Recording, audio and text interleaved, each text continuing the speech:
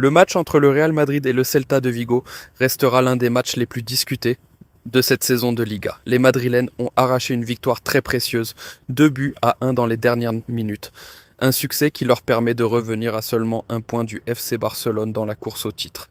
Mais malgré cette victoire importante, le débat n'a pas tardé à exploser autour de l'action qui a amené le but décisif, inscrit par Federico Valverde. Le match avait pourtant été très compliqué pour les Madrilènes. Le Celta a longtemps tenu tête au Real, avec une organisation solide et des transitions rapides qui ont mis la défense madrilène en difficulté. Les supporters du club galicien ont même cru repartir avec un résultat historique à Madrid. Puis, dans le temps additionnel, tout a basculé. Sur une récupération de balles très agressive, le Real Madrid lance une dernière offensive. Le ballon arrive dans les pieds de Valverde à l'extérieur de la surface. L'Uruguayen déclenche une frappe puissante qui est déviée avant de finir au fond des filets. Le stade explose de joie. Les joueurs madrilènes célèbrent, mais du côté du Celta, la réaction est immédiate. Les joueurs protestent vivement auprès de l'arbitre. Selon eux, l'action n'aurait jamais dû continuer. La raison de la colère est simple. Quelques secondes avant la frappe de Valverde, le défenseur madrilène Manuel Angel réalise un tacle musclé sur Fer Lopez pour récupérer le ballon. Pour les Galiciens, ce tacle est une faute évidente. Ils estiment que le jeu aurait dû être arrêté immédiatement, ce qui aurait annulé toute l'action qui a suivi. La VAR a pourtant validé le but après vérification. L'arbitre a décidé de laisser jouer, estimant que l'intervention était correcte. Mais cette décision ne fait absolument pas l'unanimité. C'est là qu'intervient l'avis d'un ancien arbitre très respecté en Espagne, Eduardo Iturralde González. Dans une analyse très directe, il a déclaré que l'action devait être sanctionnée. Selon lui, Manuel Angel ne touche pas le ballon et lève la jambe de manière dangereuse pour faire tomber son adversaire. Il parle même d'une faute flagrante. Cette déclaration a immédiatement relancé le débat autour de l'arbitrage en Liga. Beaucoup de supporters estiment que les grandes équipes sanitaires bénéficient parfois de décisions favorables dans les moments décisifs. Du côté du Celta, la frustration est immense. L'entraîneur Claudio Giraldes a lui aussi exprimé ses doutes après la rencontre. Il a expliqué que la décision était très discutable, surtout lorsqu'on la compare avec une action similaire plus tôt dans le match qui avait été sanctionnée d'un carton jaune. Malgré cette polémique, le résultat ne changera pas. Le Real Madrid prend les 3 points et reste plus que jamais dans la course au titre. Mais cette victoire ne suffit pas à cacher une autre très mauvaise nouvelle qui touche le club madrilène. Avant de continuer, si tu aimes les analyses complètes sur le football européen et les coulisses des grands clubs, pense à t'abonner à la chaîne et activer la cloche pour ne rater aucune vidéo. Alors que le Real Madrid se bat pour le titre, le club doit faire face à un énorme coup dur. L'attaquant brésilien Rodrigo s'est gravement blessé lors du match contre Getafe CF. Le diagnostic est tombé rapidement et il est terrible. Le joueur souffre d'une rupture du ligament croisé antérieur du genou droit. Dans le football moderne, cette blessure est l'une des plus redoutées. Elle nécessite une opération et une longue période de rééducation qui peut durer plusieurs mois. Pour Rodrigo, cela signifie la fin immédiate de sa saison avec le Real Madrid. Mais ce n'est pas tout. Cette blessure le prive également de la prochaine Coupe du Monde avec le Brazil National Football Team. Pour un joueur brésilien, manquer une Coupe du Monde est un véritable drame sportif. C'est le rêve ultime de tous les footballeurs du pays.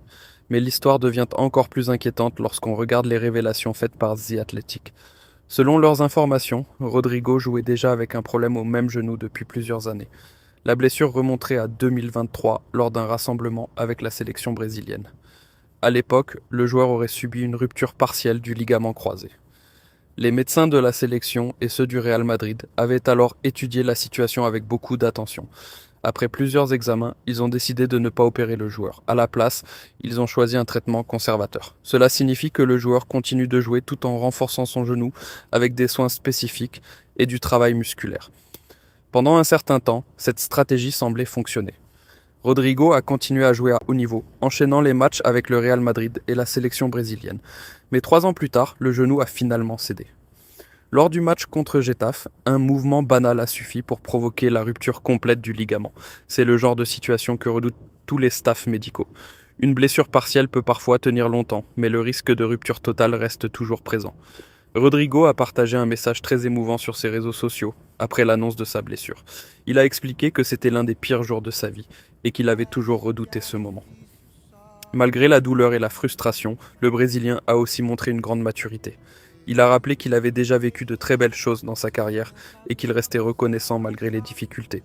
Ce message a été largement partagé par les supporters madrilènes, qui ont envoyé des milliers de messages de soutien.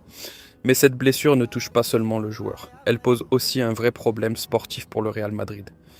La blessure de Rodrigo n'est malheureusement pas un cas isolé au Real Madrid.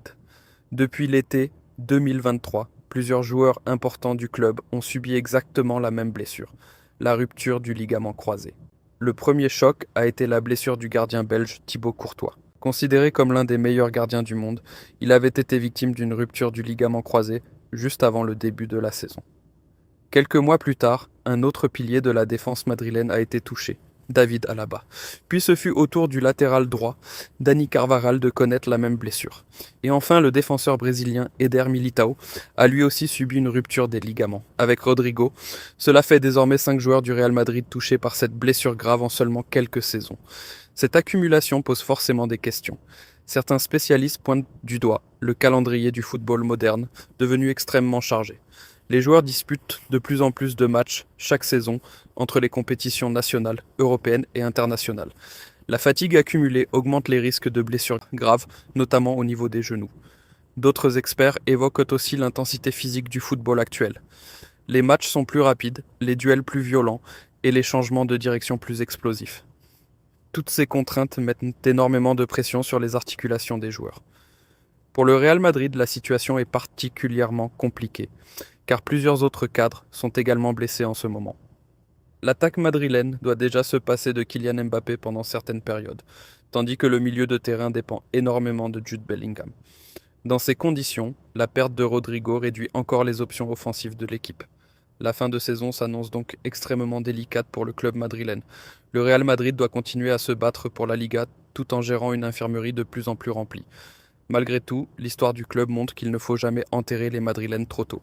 Cette équipe a souvent réussi à renverser des situations très compliquées. La grande question est maintenant de savoir si le Real Madrid aura suffisamment de ressources pour rester dans la course au titre face au FC Barcelone.